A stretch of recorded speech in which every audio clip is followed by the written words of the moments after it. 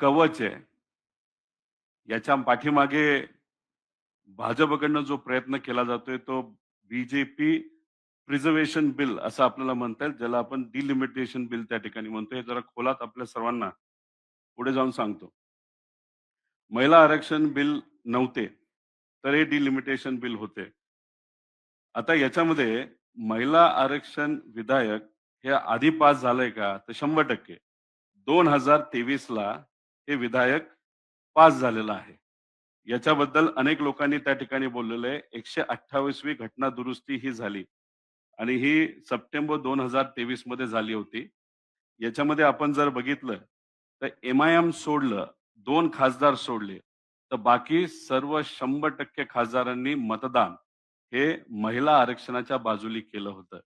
ज्याच्यामध्ये काँग्रेस आहे, पवार साहेबांचा पक्ष आहे, एस-पी आहे, डी-एम-के असेल, टी-एम-सी असेल, भाजप आहे, त्यांचे सर्व मित्रपक्ष आहेत. सगळ्यांनी मिळून महिला आरक्षण विधायक जे 2023 ला आलं होतं, त्याला त्या ठिकाणी पाठिंबा दिला होता. याच्यामध्ये या विधायकमध्ये लागू करताना अद्ययावत म्हणजे लेटेस्ट जनगणनेची आकडेवारी घेणं हे त्याच्यामध्ये नमूद केलं होतं आणि डिलिमिटेशनची अट टाकण्यात आली होती. खरं तर याच्यामध्ये आपण जर बघितलं तर विरोधी पक्षचे जे नेते आहेत राज्यसभेचे खरगे साहेब त्यांनी असं सांगितलं होतं, लगेचच्या लगेच जे काही 542 का 43 जे आत्ताचे खासदार आहेत त्याच्यामध्ये महिला आरक्षण तुम्ही लागू करा. पण ते भाजपकडनं नाही तर सत्ताधाऱ्यांकडनं मान्य झालं नव्हतं. पुढे घ्या. याच्यामध्ये आपण बघितलं नरेंद्र मोदी साहेबांनी सगळ्या राज्यसभेच्या खासदारांचं अभिनंदन केलं होतं, की त्यांनी या बिलाला पाठिंबा दिला 2023 ला. म्हणजे हे महिला आरक्षण बिल. याला मोदी साहेबांनी आभार व्यक्त केले होते. त्यांचं ते ट्विट आहे 2023 अमित शहा साहेबांचं ट्विट आहे. याच्यामध्ये देवेंद्र फडणवीस साहेबांचं ट्विट याच्यामध्ये आहे, की ज्याच्यामध्ये लोकसभेने आज महिला आरक्षण विधायकाला बहुमताने बहुमत हे खरं तर 2 खासदार विरोधात गेले. नाहीतर एक मत आली झालं असतं आणि ते 2 खासदार कुठले होते? ते एम-आय-एमचे त्याच्यामध्ये त्या ठिकाणी होते. त्यामुळे यांनी देवेंद्र फडणवीस साहेबांनी सुद्धा सांगितलं बहुमताने म्हणजे विरोधी पक्षाने सुद्धा मतदान केलं आणि बहुमताने हे पास झालं. बीजेपी भारत याच्या ट्विटमध्ये सुद्धा हे त्या ठिकाणी दिलेलं आहे. राहुल गांधीजींनी त्यावेळेस 2023 ला काय सांगितलं होतं? की immediate implementation of woman reservation bill सांगितलं होतं. 2024च्या लोकसभेला लगेचच्या लगेच तुम्ही हे बिल लागू करा असं राहुल गांधीजींची त्याच्यामध्ये मत होतं. सुप्रियाताईंची पण त्यावेळेची ट्विट त्याच्यामध्ये आहे.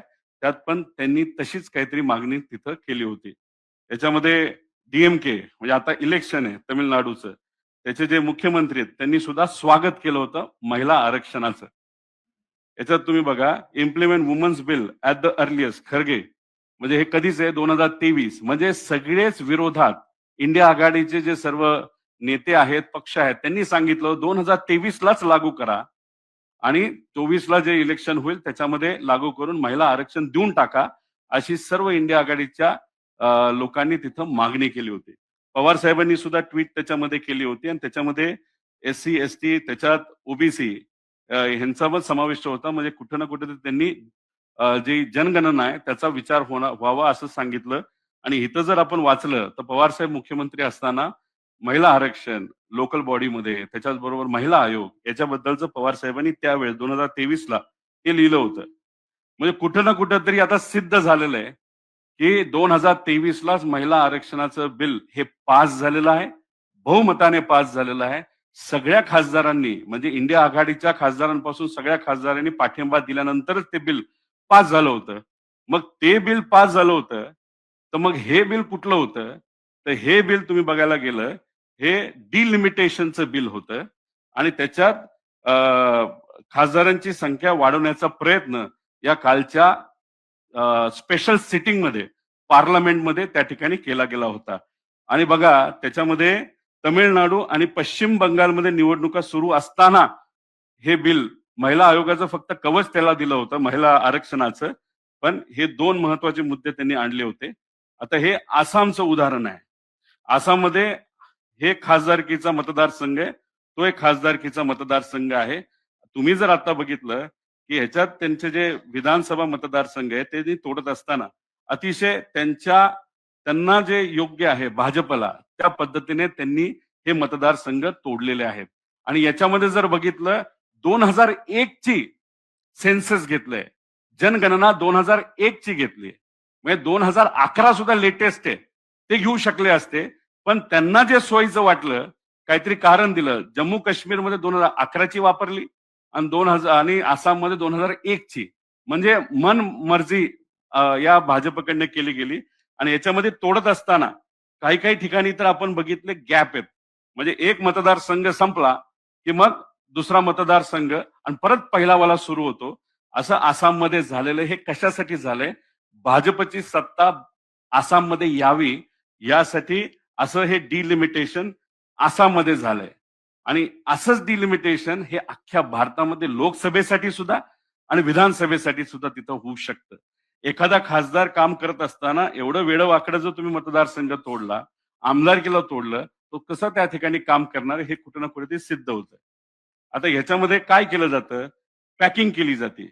म्हणजे एकाच मतदारसंघामध्ये विरोधी पक्षातले सर्व मतदार एकत्र टाकले जातात. ठीक आहे, तुम्ही जिंकून जावा एक मतदारसंघ आणि बाकीच्या मध्ये मग ते काय करतात? क्रॅकिंग केलं जातं. एकाच मतदारसंघातील विरोधी पक्षाचे जे काही मतदार आहेत ते विभाजले जातात. त्याला आपण क्रॅकिंग म्हणतो. त्यानंतर पॅडिंग म्हणजे अनुकूल भागात मतदारसंघाची संख्या वाढवणे. म्हणजे भाजपला जिथं अनुकूल वातावरण आहे त्याची संख्या पॅडिंगच्या एक टेक्निकल टर्म आहे त्याचा वापर करून वाढवणे. ट्रिमिंग प्रतिकूल भागातील मतदारसंघाची संख्या कमी करणं म्हणजे भाजपच्या विरोधात संख्या ती कमी करणं.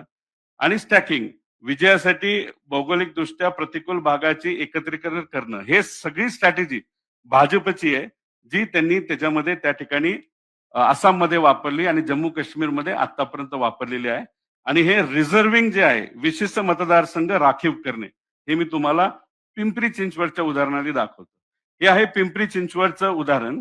म्हणजे ह्याच्यामध्ये पिंपरी चिंचवड महापालिका आता ह्याच्यात 2017 4 सदस्य प्रभाग आणि 2025 सुद्धा 4 सदस्य प्रभाग आहे. त्यामुळे प्रभागामध्ये कुठेही त्या ठिकाणी बदल झालेले नाहीत.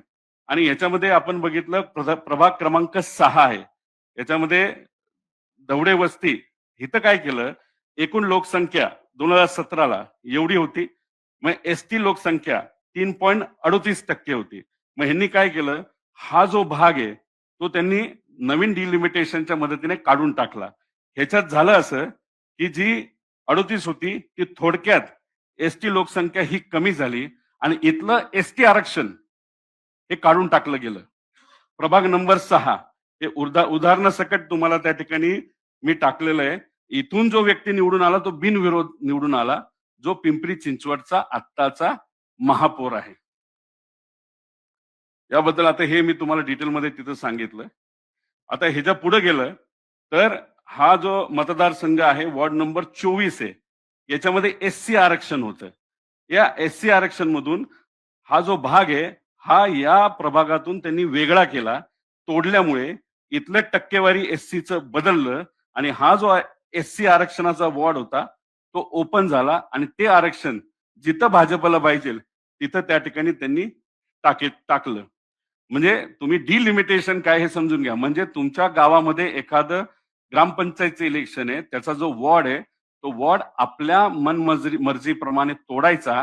म्हणजे जो सत्ताधारी नेता आहे त्याचा कार्यकर्ता निवडून यावा यासाठी वेडवाकडा वॉर्ड जो गावात तोडला जातो, नगर परिषदेमध्ये तोडला जातो, महानगरमध्ये नगरपालिकेमध्ये तोडला जातो, जिल्हा परिषद पंचायत समितीमध्ये तोडला जातो, तसाच प्रभाग नाहीतर मतदारसंघ लोकसभेला सुद्धा तोडला जाणार आणि विधानसभेला तोडला जाणार. म्हणजे क्रिकेट खेळत असताना पिच आपल्या पद्धतीने बोलून घ्यायचं जेणेकरून आपण बॅटिंग योग्य पद्धतीने करायची. असं 29चं प्लॅनिंग भाजपचं या माध्यमातून त्या ठिकाणी तिथं झालेलं आहे. आता खासदार संख्या वाढवण्याचा प्रयत्न याच्यामध्ये उत्तर आणि दक्षिण असा भाग आहे. उत्तरामध्ये असणारे जे सर्व राज्य आहेत त्यांच्या लोकसंख्या ही नक्कीच जास्त आहे. त्यामुळे खासदारांची संख्या तिथं जर वाढवली तर भाजपला उद्या जाऊन फायदा होऊ शकतो. या अनुषंगाने हा विषय तिथं केला आणि ह्याच्यात लोकसभेमध्ये आकडे वाढवण्याचा विचार ते मांडत होते, पण राज्यसभेमध्ये नक्की नव्हते ते मांडत. कधीतरी एखाद्या बिलवर आपल्याला मतदान करायचं तर राज्यसभा आणि राज्यसभा आणि लोकसभा अशा पद्धतीने आपल्याला मतदान करावं, तिथं सुद्धा अडचण मोठ्या प्रमाणात ही कुठेतरी येऊ शकली असते. आता याच्यामध्ये हे बघा, खासदारांची व्यक्तिगत अवजात बघितलं म्हणजे आपल्याला बोलण्याचा किती दिवस लोकसभा चालते 2004 ते 19 9 160 ते 170 दिवस सरासरी तास चालते. 9 ते 14 130 ते 40 14 म्हणजे भाजप आल्यानंतर 140 ते 150 19 ते 24 120 ते 130 दिवस 130 तास चाललं. 0 आवर मध्ये सहसा आज खासदाराला 1 मिनिट मिळतो आणि जर 850 हा आकडा तिथं झाला तर अर्धा मिनिट सुद्धा मिळणार नाही. म्हणजे अध्यक्ष महोदय बोलूच तर त्यांचा वेळ तिथं संपणार आहे. मग लोकांचे विषय अडचणी मांडण्याची संधी ही खासदाराला त्या ठिकाणी मिळू शकत नाही. आणि ओव्हरऑल वर्षात जर आपण बघितलं एका खासदाराला कुठेतरी 20 मिनिटं वेळ त्या ठिकाणी मिळत असतो आणि त्याच्यात वेगळे वेगळे माध्यम असतात, त्यातून ते बोलत असतात. आता ह्याच्यामध्ये आपण फरक हे जे राज्यांची जागा किती वाढणार, आता हा एक फॉर्म्युला आहे. इथं मी फॉर्म्युला दिलाय, तो कॉन्स्टिट्यूशन मध्ये सुद्धा आहे आणि त्या पद्धतीनेच आपलं खासदार हे वाढू शकतात जनगणना झाली असेल तर. जर समजा असं पकडलं तर आता ह्याच्यामध्ये राजस्थानमध्ये आता 25 आहे.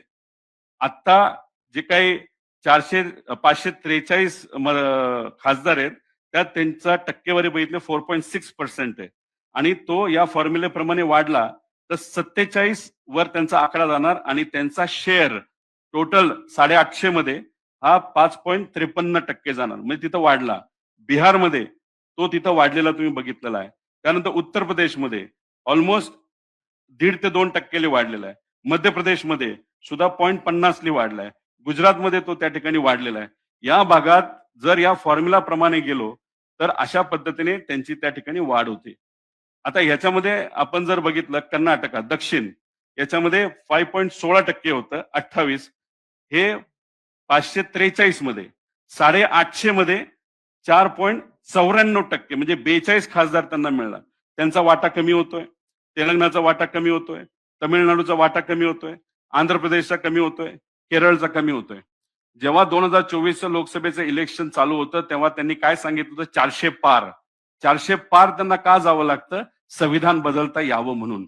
मग याच्यामध्ये त्यांनी काय केलंय की त्यांच्या भागामध्ये जिथं त्यांना मतदान मिळू शकतं, एखादा तिथं धर्मवादाचा विषय करू शकतो, एखादं वातावरण पेटवलं, कुठं काय झालं आणि ह्याच्यातच त्यांना एवढे आकडे मिळतील की उद्या संविधान सुद्धा ते बदलू शकतील असं कुठेतरी प्लॅनिंग भाजप याच्यामध्ये त्या ठिकाणी दिसतंय.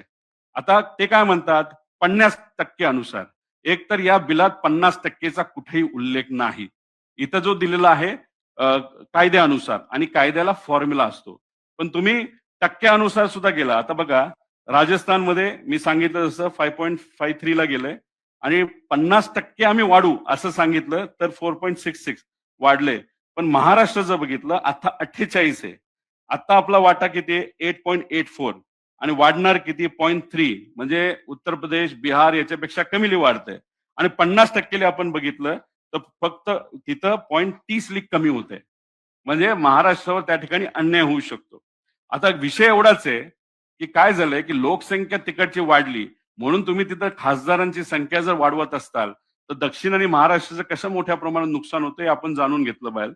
याच्यामध्ये देशात जे काही उत्पन्न तयार होतं टॅक्स जो सामान्य लोक टॅक्स भरतात डायरेक्ट आणि इनडायरेक्ट म्हणजे इन्कम टॅक्स वेगळा जीएसटी वेगळा हा सगळा जो एकत्रित होतो या भारतामध्ये सगळ्यात जास्त पैसा कोण देतं तर ते महाराष्ट्र देतं 12.5 लाख कोटी म्हणजे 20-22% जास्त आपला हिस्सा आहे.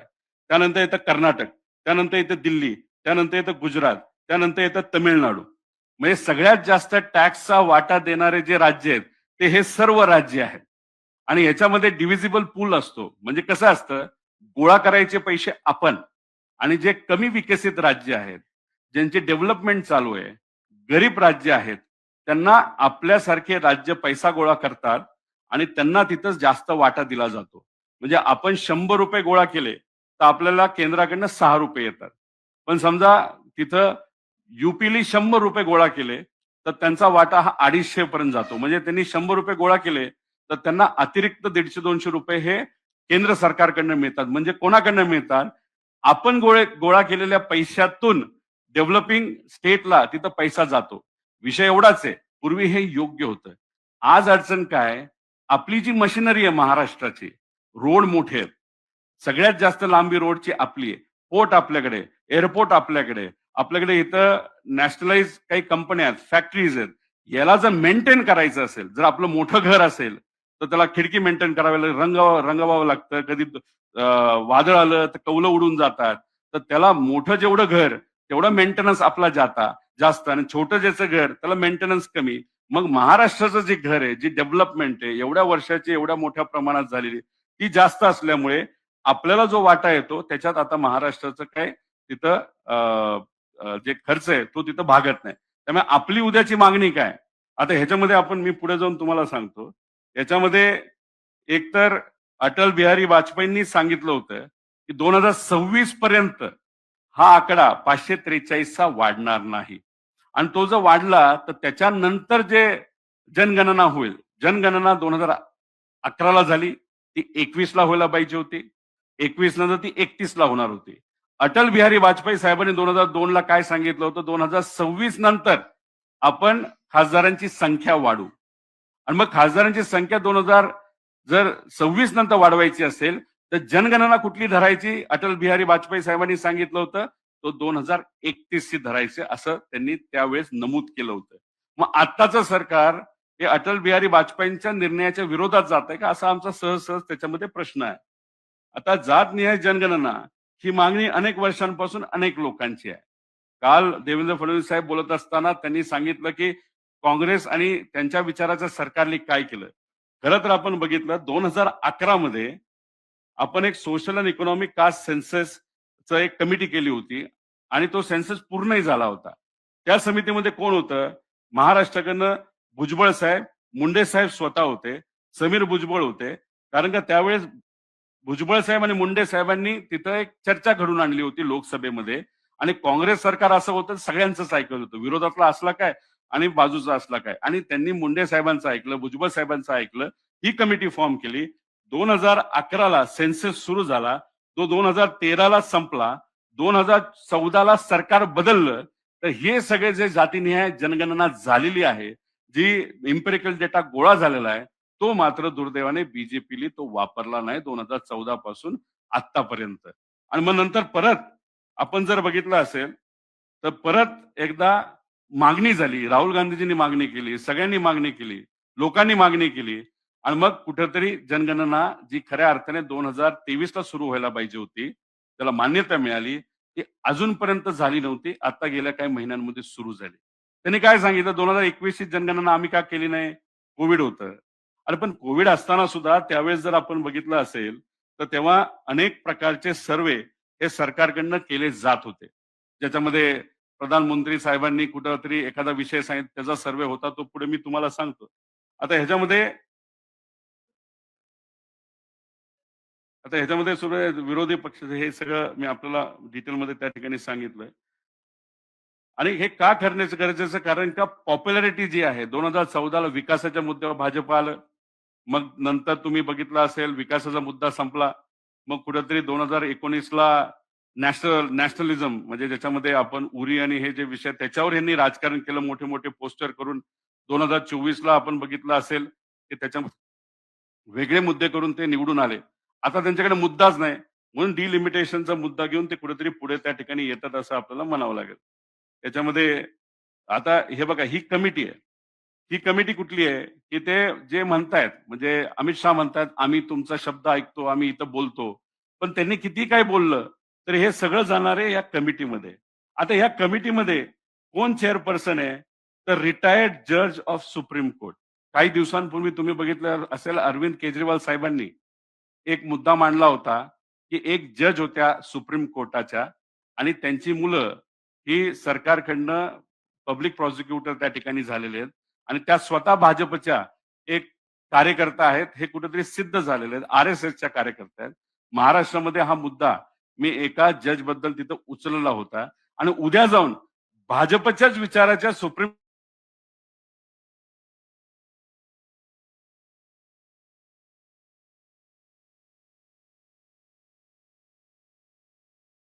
हे वेगळं सांगणार नाही, ते भाजपचीच बी टीम आहे. आणि मेंबर स्टेट इलेक्शन कमिशन ही सुद्धा भाजपची बी टीम आहे. मग ह्यांनी उद्या जर ठरवलं की महाराष्ट्रात 2011 ली करू, गुजरातमध्ये 2001 ली करू, म्हणजे जनगणनेनुसार काही निर्णय घेऊ शकतात. 50% हे फक्त चर्चेसाठी बोलत आहेत, पण फॉर्म्युला प्रमाणे ह्यांनी जर केलं आणि डिलिमिटेड आता काय झालंय भाजपली 2011 ला जे अधिकारी डिलिमिटेशनच्या सगळ्या प्रक्रियेमध्ये इन्व्हॉल्ड होते. ज्यांनी ज्या अधिकाऱ्यांनी डिलिमिटेशन प्रोसेस पूर्ण पार पाडली, त्यातले अनेक रिटायर झालेल्या अधिकाऱ्यांनी हायर केलंय. नोकरीवर घेतलंय भाजपली आणि त्यांनी एक वेगळ्या पद्धतीचं काम बाजूला त्यांच्या कार्यालयामध्ये सुरू केलेलं आहे. कुठला मतदारसंघ फोडायचा? समजा मला पाडायचं असेल, तर कशा पद्धतीने कुठला भाग आपल्याला तोडता येईल? खरं तर अजितदादांच्या बाबतीत सुद्धा तशी चर्चा त्यांच्या ऑफिसमध्ये त्यावेळेस तिथं होती. म्हणजे अजितदादांचा ऍक्सिडेंट होण्यापूर्वी बारामतीला कसं तोडता येईल? पवारांची लेगेसी कशी आपल्याला तोडता येईल? म्हणजे बारामतीमध्ये भाजपचा उमेदवार निवडून आला पाहिजे. खासदारकीला सुद्धा भाजपचा उमेदवार निवडून आला पाहिजे. ठाकरे परिवाराला कसं संपवायचं? असे वेगळ्या वेगळ्या पद्धतीने त्यांनी त्यांचे मोठे मोठे महाराष्ट्रातले नेते त्यांच्या मतदारसंघामध्ये अभ्यास हा सुरू केला होता. म्हणजे ही कमिटी ही भाजपचीच बी टीम त्या ठिकाणी झाली असती. आमचं सरळ सरळ त्याच्यामध्ये त्या ठिकाणी मत आहे. म्हणून आम्ही याचा तिथं विरोध केला. आता हे भाजपची महिलांबद्दलची भूमिका ही इथं सरळ सरळ आहे. मोहन भागवत साहेब म्हणतात महिलांनी फक्त गृहिणी भूमिका पार पाडावी आणि पती कुटुंबाचा उदरनिर्वाह करणार असावा. चंद्रकांत पाटील साहेबांनी सुप्रियाताईंबद्दल काय बोललं? राजकारण सोडा आणि घरची कामं तुम्ही तिथं करा. आता कोश्यारींनी क्रांतीसूर्य महात्मा फुले आणि क्रांतीज्योती सावित्रीबाई फुलेंबद्दल काय वक्तव्य केलं होतं आणि त्याचा विरोध भाजपने केला होता का? अजिबात विरोध त्या ठिकाणी केला नव्हता. त्याच्याच बरोबर राम कदम काय म्हणलं होतं? कुठली मुलगी आवडते सांग, आम्ही तुला उचलून देतो. त्याचा भाजपने विरोध केला होता का? नव्हता केला. संभाजी भिडे नाही, सॉरी नाव चुकलंय. संभाजी हे फक्त नावासाठी ते लावतात. भिडे जे काय गुरुजी असतील, नाही तर मनोहर भिडे, त्यांचं नाव खरं मनोहर भिडे. माझ्या माणसाने हे चुकवलेलं आहे. काय केलंय की आंबे खाल्ले तर फक्त मुलं होतात. त्यानंतर बरेच काही त्यांनी हे केलेले आहेत. मणिपूर महिला अत्याचार प्रकरण, प्रज्वल रेवांना ज्यांनी रेप केला होता त्याचे व्हिडिओ होते, तरी सुद्धा प्रधानमंत्री साहेब त्यांच्या प्रचारासाठी माहिती असताना सुद्धा तिथे गेले होते. त्यानंतर बिल्किस बानो त्यांचा बलात्कार त्या ठिकाणी झाला होता. त्या भाजपने सत्कार केला. म्हणजे ही कुठे ना कुठेतरी त्या ठिकाणी त्यांची सगळ्यांची भूमिका असं आपल्याला म्हणावं लागेल. पवार साहेबांच्या मार्गदर्शनाखाली देशातील प्रथम महाराष्ट्र राज्य महिला आयोगाची स्थापना झाली. त्यानंतर महिलांना तीनही सैन्य दलामध्ये आरक्षण मिळालं. त्याच्याच बरोबर कॅबिनेट महिला व बाल विकास विभागाची स्थापना पहिल्यांदा महाराष्ट्रामध्ये झाली. महिला स्थानिक स्वराज्य राज्यात महिला स्थानिक स्वराज्य संस्थेमध्ये म्हणजे महिलांना स्थानिक स्वराज्य संस्थेमध्ये 33% नंतर 50% आरक्षण तिथं मिळालं. त्याच्याच बरोबर 2005 मध्ये घरगुती हिंसाचार विरोधात महिलांचा कायदा आणला. 13 मध्ये कामाच्या ठिकाणी लैंगिक शोषण रोखण्यासाठी काँग्रेसने कायदा आणला. 13 मध्ये निर्भया फौजदारकीची कायदा, म्हणजे हे सगळं काँग्रेसने त्या ठिकाणी केलेलं आहे. आणि आज भाजपचे नेते म्हणतात की महिलांसाठी काँग्रेसने काय केलं. आता वस्तुस्थिती एवढंच आहे. कुठेतरी आता भाजपला आता 2029 ची मॅच जिंकायची आहे. त्यांनी काय केलंय? बरेचसे दुसऱ्या टीमचे प्लेयर आपल्याकडे घेतलेत तरी काय होईना, रूल बदललेत तरी काय होईना. मग आता ह्यांचा प्रयत्न पिचच आपल्या पद्धतीने करून घ्यायचं. जिथं बॅटिंग करताना जो बॉल मारेल तो 6ला त्या ठिकाणी जाईल. इलेक्शन कमिशन ताब्यात, सगळं ताब्यात. मग केविलवाना एक प्रयत्न होता की कुठेतरी महिलांचं नाव पुढं करायचं, महिलांचा त्या ठिकाणी नावाचा वापर करायचा आणि डिलिमिटेशन आणि खासदारकीची जी संख्या आहे खासदारांची ती वाढवत असताना अशा पद्धतीने वाढवायची जेणेकरून भाजपला त्याचा त्या ठिकाणी फायदा होईल. हा केविलवाना प्रयत्न या स्पेशल सेशन मध्ये त्या ठिकाणी केला आणि त्याच्यातच यांनी काय केलं की वरून एक डॉकेट पाठवलं, टूलकिट पाठवलं. ते सर्व भाजपच्या मुख्यमंत्र्यांकडे पाठवलं. ते टूलकिट ज्या पद्धतीने आलं त्या टूलकिट प्रमाणेच त्या त्या राज्याच्या मुख्यमंत्रीला प्रेस कॉन्फरन्स घेण्यासाठी सांगितली. काल देवेंद्र फडणवीस साहेबांनी प्रेस कॉन्फरन्स घेतली. कदाचित त्यांच्या मनामध्ये असेल अरे हे काय चाललंय, हे योग्य नाही, महाराष्ट्रावर अन्याय होतो. पण नाही, ऐकावं लागतं नेत्यांचं. गुजरातचे प्रमुख मोठे नेते जे आज देशाचं प्रतिनिधित्व त्या ठिकाणी करतात त्यांचं यंदा टूलकिट आल्यामुळे ऐकावं लागलं. आणि काल त्यांनी जे तिथं वक्तव्य केलं, जो प्रेस कॉन्फरन्स घेतली, पूर्णपणे टूलकिट प्रमाणे केली. आणि कुठेही महिला आरक्षणाचा मुद्दा आज विषय चर्चेचा सुद्धा नाही. कारण का आमच्या सगळ्यांचं पाठिंबा आहे की या 543 मध्येच लगेचच्या लगेच महिला आरक्षण तुम्ही त्या ठिकाणी द्या आणि मग नंतर उद्या जाऊन जसं अटल बिहारी वाजपेयींनी सांगितलं 2026 ला आपण त्या बाबतीतली चर्चा करू. 31 ला जेव्हा जनगणना होईल ते सुद्धा जातीनिहाय जनगणना होईल. म्हणजे काल एस-सी, एस-टींबद्दल मुख्यमंत्री साहेब बोलले, पण ओबीसींबद्दल त्या ठिकाणी ते बोलले नाहीत.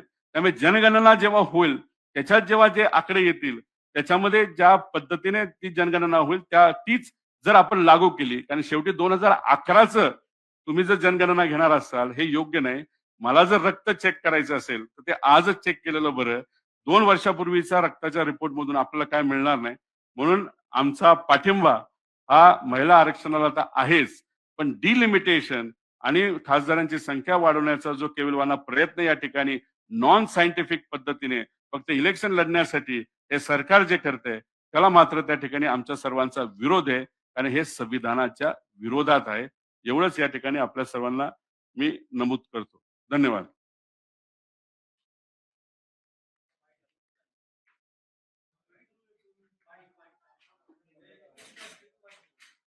पहिलं पेज आण ना. पहिलं पेज.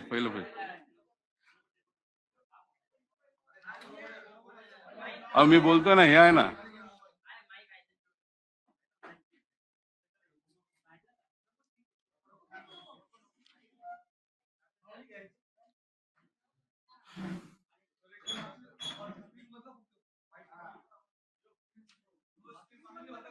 स्क्रीन बंद कर.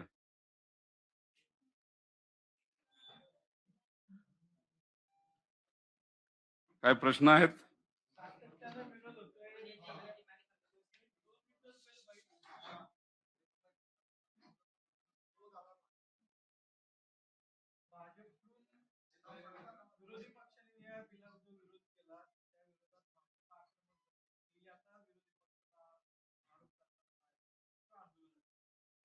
नाही खरं तर आंदोलन करायचं कारणच नाही. कारण का महिला आरक्षणाचा कायदा हा 2023 ला अंमलात आणला गेला. तो मान्य सुद्धा त्या ठिकाणी झालाय.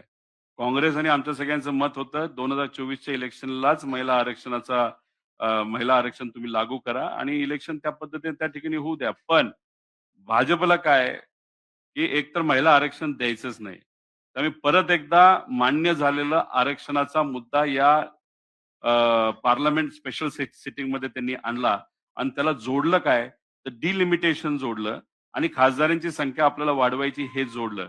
कदाचित त्यांना माहिती सुद्धा असावं, की हे काय मान्य होणार नाही.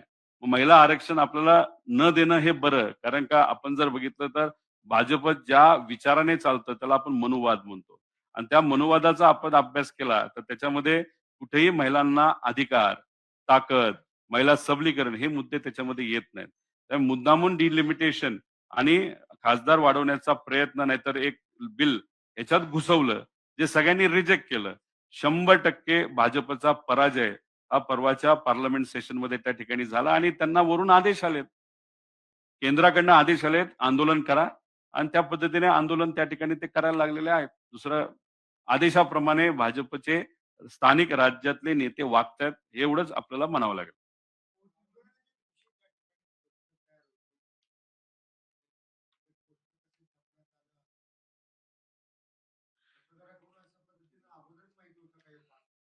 नाही, नाही. एक तर त्यांची रणनीती जी होती, की त्यांना असं वाटलं, की काही उत्तर प्रदेशचे एस-पी सारखा पक्ष, आपले वेस्ट बेंगॉलचा पक्ष हा कुठे ना कुठेतरी पाठिंबा देईल असं काहीतरी गणित त्यांचं त्या ठिकाणी असावं. जे फसलं. कारण का खरं काय करण्याचा प्रयत्न केला जातो, जे आसाम आणि जम्मू काश्मीरमध्ये झालं, की मतदारसंघच असे फोडायचे आणि कसे फोडायचे हे मी तुम्हाला पिंपरी चिंचवडच्याच एका छोट्या उदाहरणामध्ये दाखवलं. म्हणून एस-पीनी सुद्धा विरोध केला आणि टी-एम-सीने सुद्धा त्या बाबतीतला विरोध केला. कारण टी-एम-सी आणि एस-पीला माहीत होतं, की महिला आरक्षणचं बिल ऑलरेडी पास झालेलं आहे.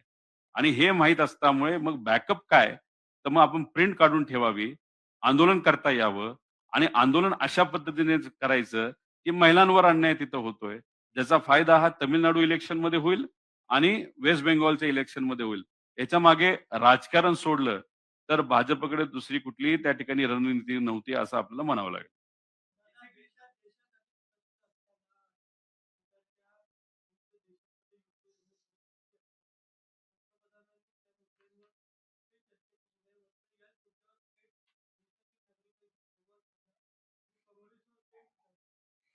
आता काँग्रेसवर टीका करत असताना 4-4 राज्यांचं नाव 4-4 वेळा घेतलं.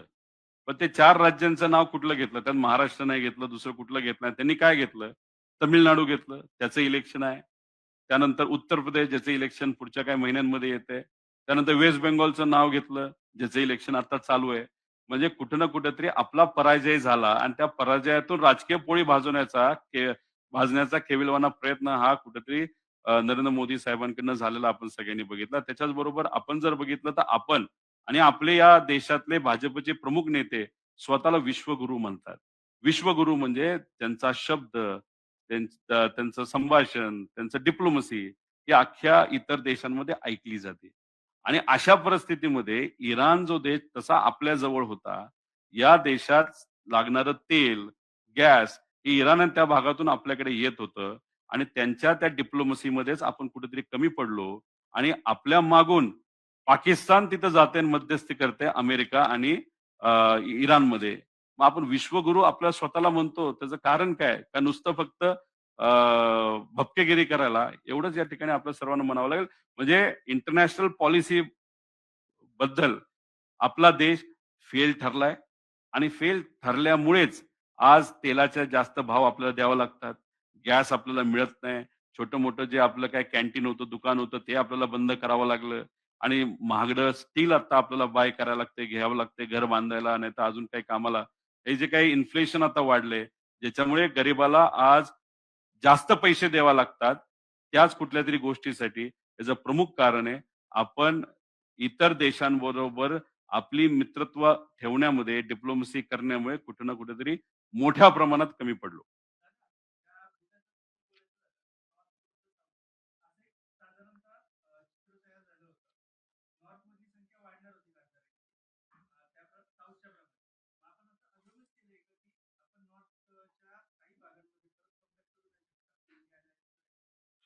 याच्यात राजकारण कुठे येतं? 2024 ला लोकसभेचं इलेक्शन जेव्हा चालू होतं आणि भाजप म्हणत होतं, "अब की बार 400 पार." 400 पार म्हणजे 400च्या पुढं जर यांचं खासदार निवडून आले असते, तर यांनी संविधान बदललं असतं. तुम्ही संविधानाचा मुख्य गाभाच या डिलिमिटेशन आणि खासदारांची संख्या वाढवण्याचा जो प्रयत्न तुम्ही त्या ठिकाणी करत होता, त्यातून तुम्ही संविधानच बदलण्याचा प्रयत्न चालू होता हे आपल्याला म्हणावं लागेल. त्यामुळे इथे आमचा जो प्रयत्न आहे, की उद्या जाऊन संविधानाला कुणी चुकीच्या पद्धतीने तिथं हात लावू नये, ही आमच्या सगळ्यांची भूमिका आहे आणि तुम्ही जर बघितलं, याच्यात काय आपण वर जाऊन जिंकू शकत नाही असं नाही. एस-पी हा जो पक्ष उत्तर प्रदेशचा आहे, त्यांनी याचा विरोध केला. वेस्ट बेंगॉल ममता दीदी त्यांच्या पक्षाने विरोध केला. बिहारमध्ये तेजस्वी यादवचा पक्ष त्यांनी त्याचा विरोध केला. कारण लोकसंख्या वाढवत असताना डिलिमिटेशनमध्ये जी काही गफलत होणार आहे, त्याच्यामध्ये जे काही बदल होणार आहेत, त्याच्यात ज्या काही गोष्टी होणार आहे आणि त्यामुळेच कुठे ना कुठेतरी एक भीती वाटते. उद्या जाऊन आपलं संविधान हे धोक्यात येऊ शकतं. म्हणून या गोष्टीचा विरोध करतोय आणि दुसरी गोष्ट संविधान जेव्हा बनलं होतं, नंतरच्या काळामध्ये आपण बघितलं असेल, विकास होत असताना महाराष्ट्राचा, तामिळनाडूचा, गुजरातचा, म्हणजे आंध्राचा हा या भागाचा विकास खूप मोठ्या प्रमाणात केला. कारण धोरणं त्या पद्धतीची त्या ठिकाणी होती. आणि झालं असं, की आजपर्यंत आपण जो टॅक्स गोळा करतोय, इथं असणारा सामान्य व्यक्ती सुद्धा बिस्किट घेतो, गरीब माणूस. बिस्किटमध्ये पण जी जो टॅक्स आहे, हा सगळा टॅक्स जो भारताचा 20-22% पेक्षा जास्त आपण गोळा करतो, त्यातून मोठा वाटा हा उत्तर प्रदेश, बिहार त्या भागामध्ये दिला जातो. त्यामुळे उद्या जाऊन तुम्हाला जर खासदारांची संख्या वाढवायची असेल, तर मग टॅक्स कुठलं राज्य किती देतं, याचाही त्या ठिकाणी विचार करून, लोकसंख्येचा विचार करून, कुठल्याही राज्यांवर अन्याय होणार नाही, कुठल्याही भागावर अन्याय होणार नाही. उद्या जाऊन अप्रत्यक्षपणे संविधान तुम्ही बदलणार नाही, असा आमचा प्रयत्न होता. म्हणून या डिलिमिटेशन कायद्याला आम्ही त्या ठिकाणी विरोध केला.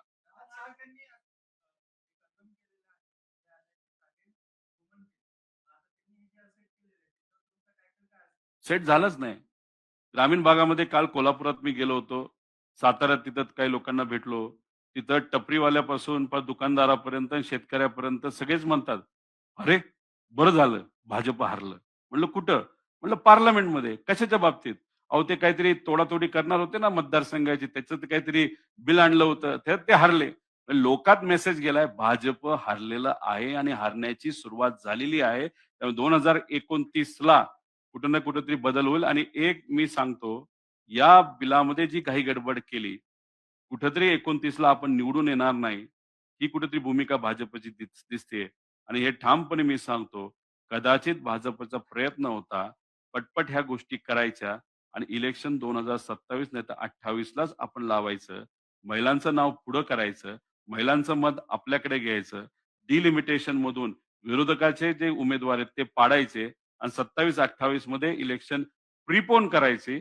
असा म्हणजे आधी ओढायची असा केविलवाना प्रयत्न कदाचित या सर्व गोष्टींच्या पाठीमागे होता, असं काही तज्ञांचं मत आलेलं आहे.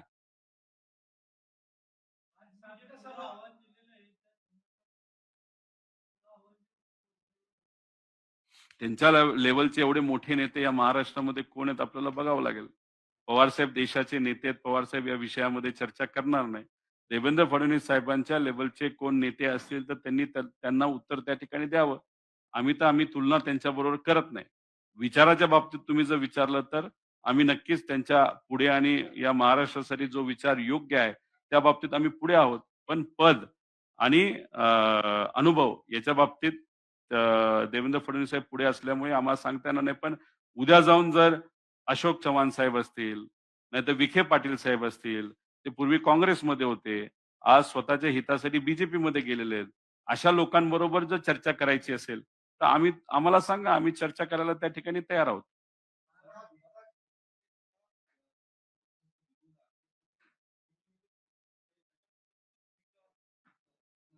नाही. डिलिमिटेशन व्हावं, पण ते सायंटिफिक पद्धतीने व्हावं. इथं जी कमिटी तुम्ही जर बघितली, तर कमिटीचा प्रमुख एक्स सुप्रीम कोर्टचा जज. पण असे अनेक जजेस आहेत. ते काही प्रमाणात करप्ट पण आहेत. हे मी नाही म्हणत. 100-200 कोटी रुपये एका जजच्या घरी सापडले. त्यानंतर तुम्ही केजरीवाल साहेबांच्या विषयाच्या बाबतीत बघितलं असेल, त्यांनी ज्या जजच्या समोर नॉट बिफोर मी करण्याचा विषय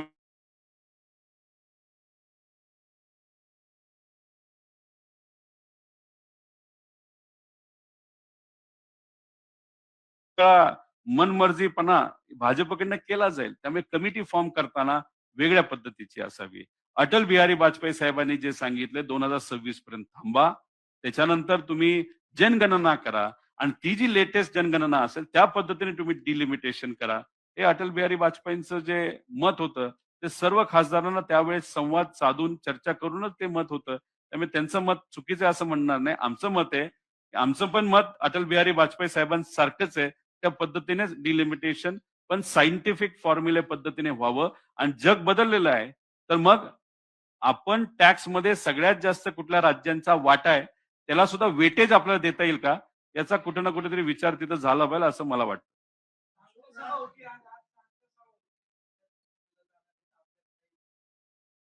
मला फोन आलेला नाही.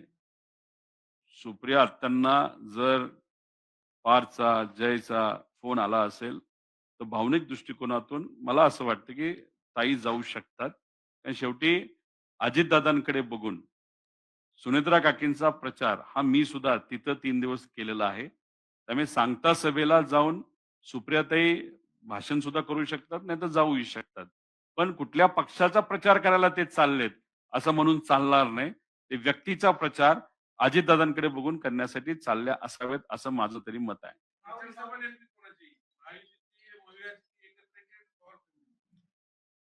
सभा ही महायुतीची आहे. पण व्यक्ती हा पवार परिवारातला आहे. त्यामुळे आम्ही व्यक्तीच्या प्रचारामध्ये त्या ठिकाणी चाललेलो आहे. उद्या जाऊन पवार परिवारातला व्यक्ती नसता, दुसरं कुणीतरी असतं आणि अजितदादांसारखा मोठा नेता गेला नसता, तर आम्ही व्यासपीठावर गेलो नसतो. पण अजितदादांसारखा मोठा नेता आणि तो पवारांच्या परिवारातला एक व्यक्ती असल्यामुळे आणि त्यांच्याच पत्नी म्हणजे सुनेत्रा काके या उभ्या असल्यामुळे आम्ही व्यक्तीचा प्रचार अजितदादांकडे बघून त्या ठिकाणी करण्यासाठी गेलेलो आहोत. म्हणजे मी सुद्धा आणि आत्या सुद्धा आणि बिनविरोध होण्याची भूमिका सुद्धा अजितदादांकडे बघूनच आणि बारामतीकरांकडे बघून आम्ही त्या ठिकाणी ती मांडलेली आहे.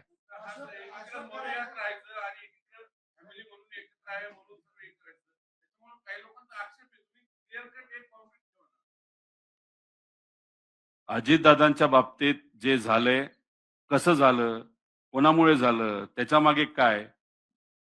याच्यावर कुठेतरी आमच्या सगळ्यांच्या मनामध्ये चिंता आहे, नाहीतर प्रश्न आहेत.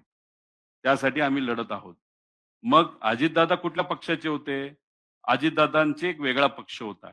मग त्यांच्याबद्दलची चिंता व्यक्त करणं, याच्यामध्ये आम्ही काही चुकतोय का? तर नाही चुकत. आम्ही याच्यामध्ये राजकारणच बघत नाही. दादांच्या बाबतीत जे घडलं, ते अतिशय दुर्दैवी गोष्ट होती. दादा हे दुसऱ्या पक्षात असले, तरी ते आमच्या जवळचे होते, ते माझे नेते होते. त्यांचा मी कार्यकर्ता होतो. या महाराष्ट्राचे खूप मोठे लोकनेता होता आणि त्यांच्या लेव्हलचा लोकनेता आज या महाराष्ट्रामध्ये नाही.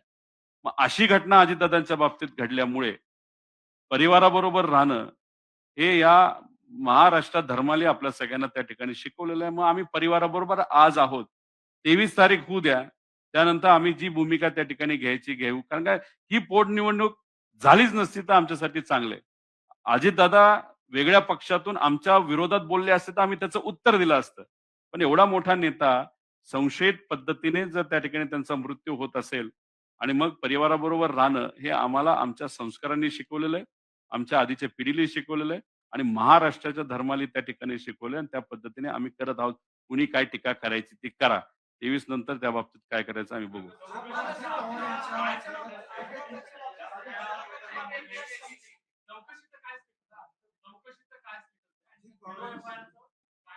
जैसे थे असं स्टेटस आहे.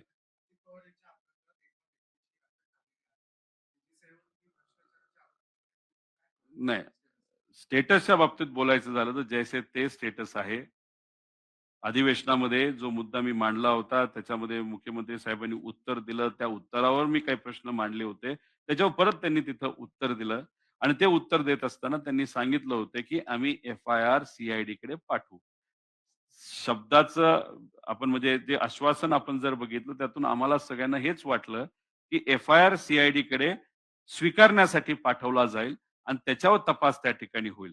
एफ-आय-आर जेव्हा कर्नाटकाकडनं पाठवला होता 0 एफ-आय-आर हा तिथे असणारा एस-एच-ओ म्हणजे पी-आय ह्यानी तो पाठवला स्वीकारला. मग तिथे असणाऱ्या लोकल कोर्टाकडे तो पाठवला. त्यांनी मान्यता दिली. मग तिथे डी महाराष्ट्र डी पाठवून अधिवेशनात ही चर्चा झाल्यामुळे तो विषय आला सी-आय-डीकडे. मग आम्ही जेव्हा महाराष्ट्राच्या विचारलं, की "अहो तुम्ही स्वीकारला का?" ते म्हणले, "नाही स्वीकारला नाही." म्हणलं, "मग काय केलं?" 2 गोष्टी असतात. एखादा प्रोफेसर कसा आपल्याला सांगतो तसं ते सांगत होते. चांगली व्यक्ती आहे. मी त्या डी विरोधात नाही. प्रोफेसर सांगत असताना प्रोफेसर डी साहेब सांगत असताना त्यांनी सांगितलं, की इन्व्हेस्टिगेशन आणि एन्क्वायरी याच्यामध्ये फरक आहे. मी म्हटलं, "आम्हाला तर इन्व्हेस्टिगेशन पाहिजे." "नाही, या एफ-आय-आरची इन्व्हेस्टिगेशन होणार नाही. याची एन्क्वायरी होईल." मग ते कोण करणार म्हणलं? सी करेल. मग तपास? नाही. एन्क्वायरी होणार. म्हणजे कुठे ना कुठेतरी शब्दाचा खेळ त्या ठिकाणी खेळला जातोय. अजितदादांच्या ॲक्सिडेंटबद्दल हे सरकार सीरियस नाही. नाहीतर व्ही-के सिंग आणि जो कोणी या ॲक्सिडेंटला जबाबदार आहे, त्याला वाचवण्याचा प्रयत्न तिथे केला जातोय. मी सातत्याने सांगत होतो डी-जी-सी-एमध्ये भ्रष्टाचार आहे. एअरवर्दीनेसचं सर्टिफिकेट देणारा जो डेप्युटी डायरेक्टर होता, तो सीबीआयला सापडला भ्रष्टाचार करताना. आणि माझं दुसरं अजून एक मत आहे, की व्ही-के सिंग इतका पोहोचलेला आणि इतका घुसलेला माणूस आहे. अजितदादांच्या ॲक्सिडेंटबद्दल, घातपाताबद्दल जे काही पुरावे आहेत, या भ्रष्ट अधिकाऱ्यांना हाताशी धरून तो पुरावे मिटवतोय, हे सातत्याने मी सांगतोय. म्हणून एन्क्वायरी पटकिनी करा, त्याच्यावर कारवाई करा, हे सांगत असताना सुद्धा कुणीही ऐकत नाही. आणि हा जो डेप्युटी डायरेक्टर सापडलाय तो छोटा मासा आहे. असे मोठे-मोठे शार्क, मोठे मासे अजून तिथं बरेच आहेत. आणि बघा राजकारण कसं असतं. अजितदादांच्या पक्षाने एकच मागणी केली होती, अजितदादांच्या ॲक्सिडेंटबद्दल. काय? सीबीआयकडे तपास द्या. मग आम्ही पण म्हणलो, "ठीक आहे, देत असाल तर द्या." 60 दिवस झाले सीबीआयकडे तपास गेला नाही. म्हणजे तो जो ॲक्टर होता काय नाव? सुशांत सिंग 2 दिवसात सीबीआयने तपास हातात घेतला. दादांचा 60 दिवस झाले घेतला नाही. पण जेव्हा डिलिमिटेशनच्या कायद्याची चर्चा सुरू झाली, टी दबाव आणायचा होता म्हणजे चंद्रबाबू नायडूंच्या पार्टीला. 1 दिवस आधी सीबीआय धाड टाकते डी-जी-सी-वर. हा डेप्युटी डायरेक्टरला पकडते. मग कुठेतरी टी-डी-पीला नाहीतर चंद्रबाबू नायडूला घाबरवण्याचा प्रयत्न त्या ठिकाणी होता. ते घाबरले. चंद्रबाबू नायडू साहेब घाबरले. त्यांच्या राज्याचं नुकसान होत असताना सुद्धा या डिलिमिटेशन कायद्याला त्यांनी पाठिंबा दिला. म्हणजे सीबीआयचा वापर तुम्ही इथं घाबरवण्यासाठी करताय. पण दादांच्या एन्क्वायरीसाठी करत नाही. का? तर व्ही.के. सिंग उद्या जाऊन मोठ्या-मोठ्या नेत्यांचे, लोकांची नावं घेऊ शकतो, की या ॲक्सिडेंट पाठीमागे कोण आहे आणि त्यामुळेच व्ही.के. सिंगला वाचवलं जातंय असं आमचं ठाम मत आहे.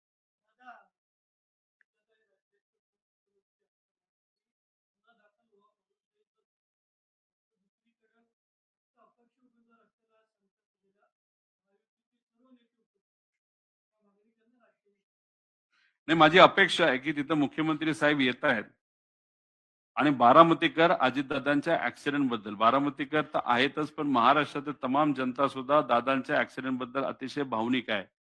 त्यामुळे त्या व्यासपीठावर म्हणजे अजितदादा नसल्यामुळे ती पोटनिवडणूक तिथं लागतेय.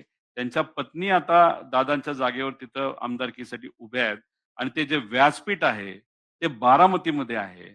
बारामतीचा विकास दादांनी केलेला आहे. तर मग तिथं लोकांचं वेगळं काय ऐकण्याची इच्छा नाहीये. तुम्ही वेगळी भाषणं कुठलीच करू नका. 1-2 मिनिटाचं भाषण सुद्धा जर केलं ना, की सीबीआयच्या चौकशीचं काय झालं? एफ-आय-आरचं काय झालं? व्ही.के. सिंगला का अजूनपर्यंत ताब्यात घेतलं नाही?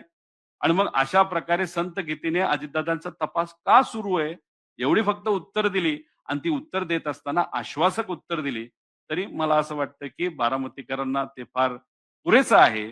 मतदान तर करणारच आहेत दादांकडे बघून. पण देवेंद्र फडणवीस साहेबांकडनं दुसरं कुठं काही नकोय आणि त्याच्यातच आमचं एवढंच मत आहे, की पुणे रिंग रोडला नाव द्या अजितदादांचं हे आम्ही म्हणलो होतो. पण दादांचं नाव कुठंच नको, असा कुठेतरी प्रयत्न भाजपकडनं केला जातोय. 2024 ला दादा भाजप बरोबर असताना सुद्धा भाजपच्या एका सुद्धा नेत्याला प्रचारासाठी तिथं बोलावलं नाही. पण आता रस्सीखेच लागली आहे भाजपकडनं बारामतीत जाऊन कार्यकर्त्यांचे मेळावे त्या ठिकाणी घ्यायचे. म्हणजे एक तर आम्ही म्हणतोय मोठ्या वास्तूला नाव दादांचं द्या, तिथं तुम्ही देत नाही. आणि मध्येच तुम्ही जर बघितलं असेल, पुण्यश्लोक अहिल्यादेवी होळकरांचं नाव अजितदादांच्याच प्रयत्नातून ज्या युनिव्हर्सिटीला म्हणजे त्या ह्याला मेडिकल कॉलेजला दिलं गेलं होतं, नाहीतर मेडिकल इन्स्टिट्यूटला दिलं गेलं होतं. तिथंच सत्तेतला एक कुठलातरी माणूस येतो, मागणी नसताना त्याच्या खाली असणारं एक छोटंसं जे हॉस्पिटल आहे, त्याला अजितदादांचं नाव दिलं जातं. आमचं मत आहे दादा आज असते, तर पुण्यश्लोक अहिल्यादेवी होळकरांसारख्या एवढ्या महामानवाचं मोठं नाव एखाद्या हॉस्पिटलला दिलं असेल, नाहीतर कॉलेजला दिलं असेल, तर दादांनी सुद्धा कुठेच तो बदलण्याचा प्रयत्न नाहीतर इच्छा व्यक्त केली नसती. मग आमचं म्हणणं आहे रिंग रोडला तुम्ही नाव द्या. इथं नाव तुम्ही सहज देता का? तिथं वाद व्हावा. राजकीय दृष्टिकोनातून तुम्ही 2029 ची तयारी हॉस्पिटलला एक नाव देऊन एक वाद ऑलरेडी भाजपने तिथं सुरू केलेला आहे. म्हणजे भाजप राजकीय दृष्टिकोनातून या गोष्टीला त्या ठिकाणी बघत आहेत. पवार परिवारांचं नाव पूर्णपणे संपवण्याचा विचार हा भाजपच्या मनात असला, तर पवार परिवाराचं नाव हे फक्त कोणामुळे आहे? सामान्य लोकांमुळे आहे, मतदारांमुळे आहे. किती काय प्रयत्न केलं तरी भाजपला काय याच्यातून साध्य करता येणार नाही. अजून म्हणतो, आज बारामतीला तुम्ही चाललेला आहात. पुणे रिंग रोडचं नाव हे अजितदादांच्या नावाने तुम्ही त्या ठिकाणी द्या आणि प्रमुख वस्तू, वास्तू ज्या दादांच्या प्रयत्नातून पुण्यामध्ये ते अनेक वर्ष हे पालकमंत्री राहिल्यामुळे इथं ज्या मोठ्या-मोठ्या गोष्टी आहेत, त्याला नाव आज तुम्ही जाहीर करून टाका. दादांचं नाव आम्ही त्या ठिकाणी दिलं. आम्ही या गोष्टींचं स्वागत करू आणि बारामतीकरांची हीच इच्छा आहे. आता आजचं भाषण काय होतं हे आपल्याला बघावं लागेल. स्टेज खूप मोठं केलंय, पण पुढची बसण्याची जागा जरा छोटी वाटते आणि जागा का बदलली हे मला कळता येणार नाही. पण मोठे नेते आल्यानंतर ती दादांची साधी-सोपी झाडातली अनेक वर्षांतून प्रथा असलेली जागा ती डावलून मोठ्या ठिकाणी जी काही सभा त्या ठिकाणी घेतली जाते. मोठे नेते आले म्हणून ती सभा घेतली जावी. पण बघूया 23 नंतर याबाबतीत अजून स्पष्टपणे बोलू.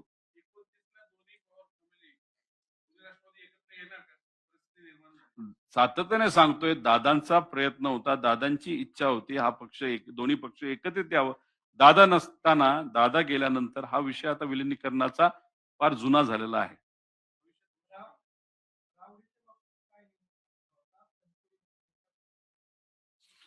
बघा,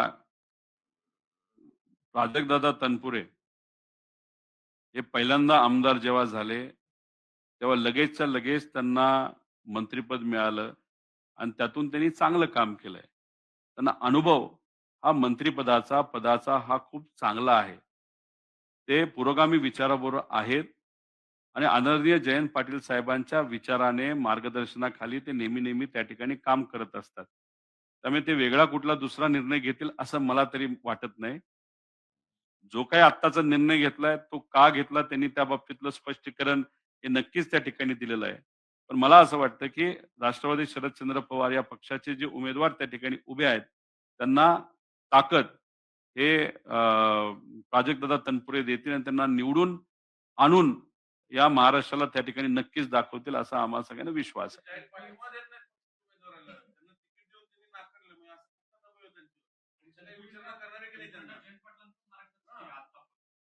नाही, बघा शेवटी जयंत पाटील साहेबांचं मार्गदर्शन आम्हाला सुद्धा आहे. त्यांना सुद्धा आहे. ते जे आहेत, ते नातेवाईक आहेत, भाचे आहेत.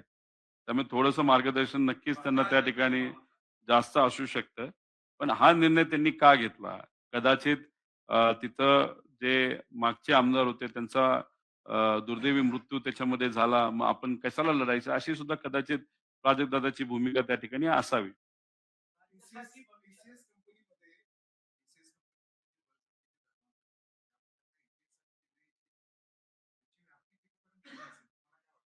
नाही खोलात जावं, काय खरं घडलं हे कुठं ना कुठेतरी त्या ठिकाणी कळलं पाहिजे.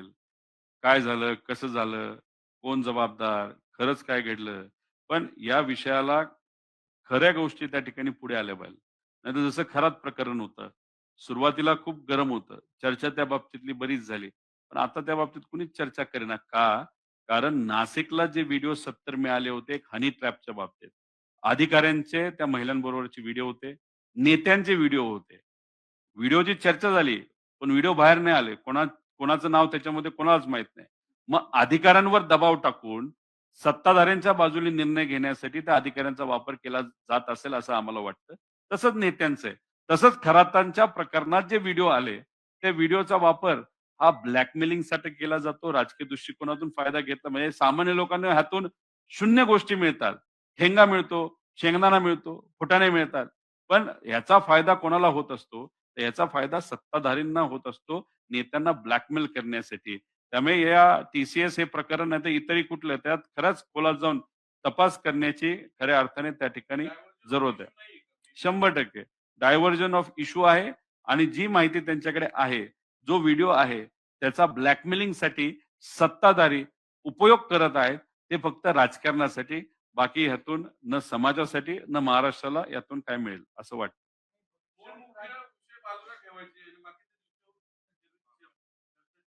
शेतकऱ्यांना असणारी अडचण, महिला सुरक्षिततेचा विषय, नोकरीचा मुद्दा आहे त्या नोकऱ्या आय-टी सेक्टरमधल्या चाललेल्या आहेत. त्याच्याच बरोबर इतरही काही महत्त्वाचे विषय 90,00,000 हे खरं तर काल देवेंद्र फडणवीस साहेब बोलले, 1,00,00,000 महिलांच्या सह्या आम्ही घेणार आहोत. मला त्यांना एवढंच म्हणायचंय, ज्या लाडक्या बहिणींना तुम्ही पैसे देत होता, त्यांचं नाव आता वगळलं. अशा 90,00,000 महिला आहेत. त्यांच्या सह्या आधी पहिल्या घ्या आणि मग बाकीच्या 1,00,00,000 महिलांच्या सह्या त्या ठिकाणी घ्या आणि राजकारण करा. एवढंच या ठिकाणी आम्ही म्हणतो.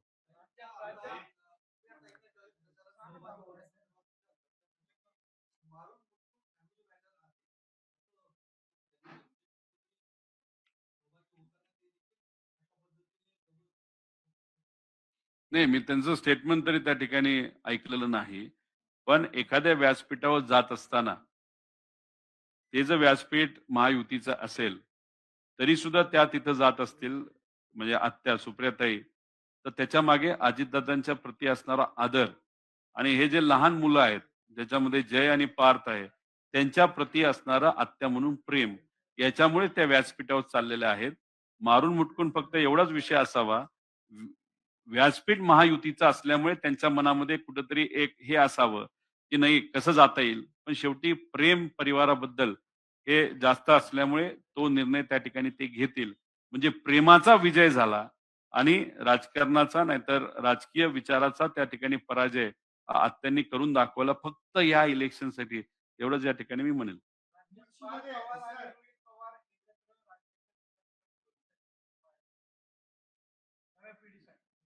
नाही ते ऑलरेडी आज सरकारमध्ये आहेत. ते खासदार झालेले आहेत. त्यांची पार्टी सत्तेत आहे. मी आज विरोधात आहे. मी विरोधी भूमिका घेण्याचा प्रयत्न त्या ठिकाणी करतोय. विचार तिथे करतोय. विचार पुढे घेऊन जाण्याचा प्रयत्न करतोय. खरंच तसं काही करायचं असलं तर आधीच मी सरकारमध्ये जाऊन बसलो असतो. त्यामुळे त्यांच्या विचारामध्ये, त्यांच्या स्टाईलमध्ये, माझ्या स्टाईलमध्ये आणि विचारामध्ये साहजिकच हे फरक आहे. म्हणून ते सत्तेत आहेत आणि मी विरोधात आहे. उद्या नक्कीच मला असं वाटतं, की 2029 ला आता तर बीजेपीचा पराजय सुरू झालेला आहे. पार्लमेंटमध्ये आपण सगळ्यांनी मताच्या माध्यमातून डिलिमिटेशन कायद्यामध्ये बघितलेलं आहे. 2029 ला आणि त्याच्या आधी जर भाजपने इलेक्शन घेतलं, सत्ता ही काँग्रेस आणि इंडिया आघाडीची तिथे येईल. आम्ही सत्तेत गेल्यानंतर जर भारतला काही मदत त्यावेळेस त्या ठिकाणी लागली, ती मदत नक्कीच तिथं आम्ही करू.